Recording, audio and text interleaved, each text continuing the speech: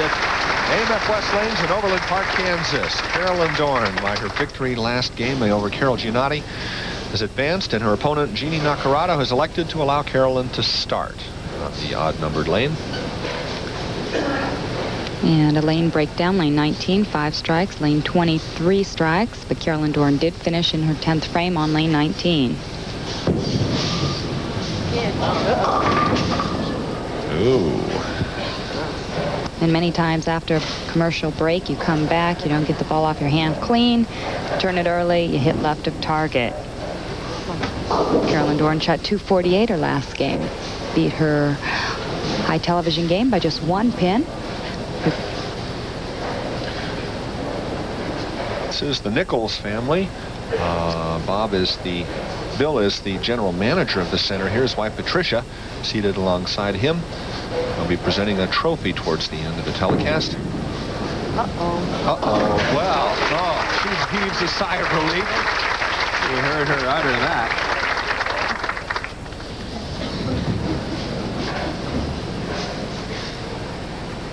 Jeanne at 5'4", the shortest bowler in the championship round finals here. 16 years on the pro swing. Started bowling when she was just 6 years old. And had quite a career in Ohio before she moved to Tacoma, Washington. She starts it off with the big strike in the first frame. That's right. She was inducted into the Ohio Hall of Fame and Cleveland Hall of Fame. And that was in 1988. Look at Jeanne's game. She uses all the approach, now takes a 5-step approach. Big push away for Jeanne. All of her steps relatively the same size. Very methodical. Again, very textbook style. Best player on the tour in 1986. Elected in the Ohio Hall of Fame in 1988. I love this. In 1983, her title, Queen of Cleveland Bowling. And now she's living in Tacoma, Washington. Her folks still hail from Cleveland and drive out to the tour and meet her on occasion as she leaves the 10th pin in the second frame. That's right. Recently married to Jeanne Naccarato. He's a computer consultant, just going international now, if you will. A nationwide Naccarato group offering software consultation. So I guess they'll both be traveling for a while. Of course, Jeanne is contemplating making this her final year as a full-time traveling tour professional. And she gets to spare in the second. Well, after 16 years, and I can attest to this, that it does get tiring traveling week in and week out, and Jeanne's looking at possibly hitting the tour on a part-time basis next year.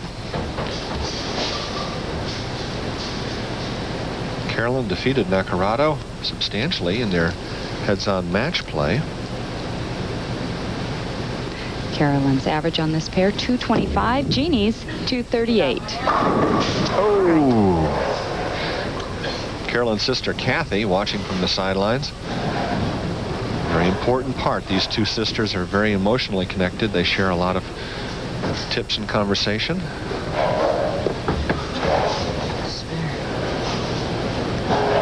Heard her say, just get the spare. Keep it close. Two spares in a row for the lady who strung 6 together to start off her last match. Carolyn sometimes is overheard singing to herself during match play. I wonder if she'll start singing tonight. If she does, we will hear her because she is on a wireless mic. Down by 1 pin as we enter the third frame.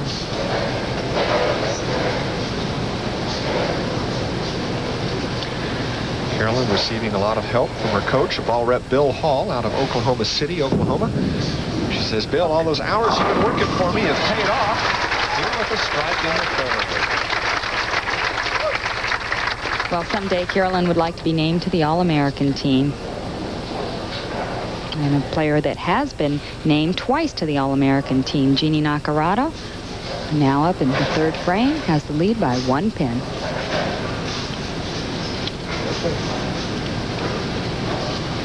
Second highest average of our 5 finalists, Anne-Marie Dugan, with the highest at 242 on this pair.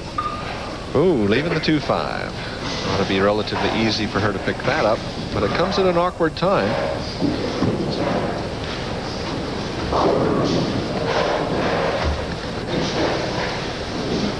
Now she trails by 1 because she was working on a spare. Last year, Jeanne made the television finals 3 times, and she lost every time.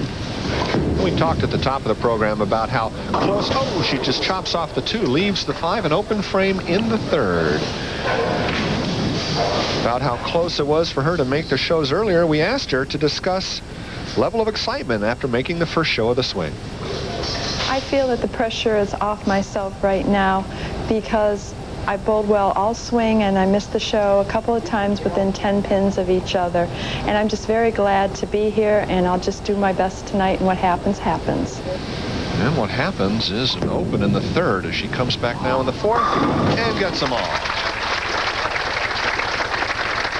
Will be an accomplishment for Jeanne if she breaks 200. The past 4 shows that she's made, she has not broken 400 or 200. Just trying to listen to what Carolyn was saying there.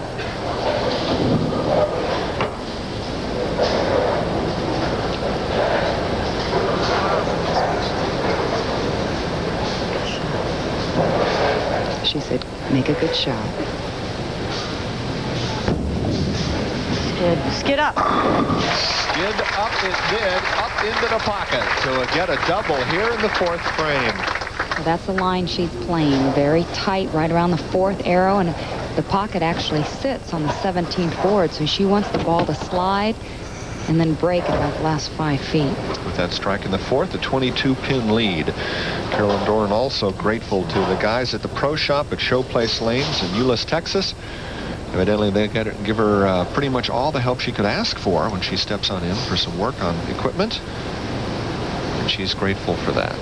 A good friend of mine, Sherry Slaughter, is the general manager of all the Showplace Lanes. I guess the ladies have... Come on. And yes, indeed. Turkey now in the 5th frame. I was going to say the ladies really have to rely on the generosity of many of the professionals in the sport, because the vast amount of equipment and tweaking and... That's right. It's wonderful to have so many pro shops out there that will help the ladies, and they understand how important professional bowlers are to their business. And the strike as Jeanne Naccarato comes out. In our audience today, Michael Lacey, hometown of Olathe, Kansas. 10-year-old who's high series of 552 and a bowled a 256 here, the young amateur, in our crowd. And in fact, he tossed a 256 when he was just 9 years old. 22-pin deficit for Naccarato after 2 strikes in a row. She's stepping up now in the 6th on the left lane. Jeanne at one time held the Guinness Book of World Records with an 864 series. Now I believe it's Anne-Marie Dugan that holds that record. That's right, by 1 pin. 3 in a row for Jeanne. We'll take a short break as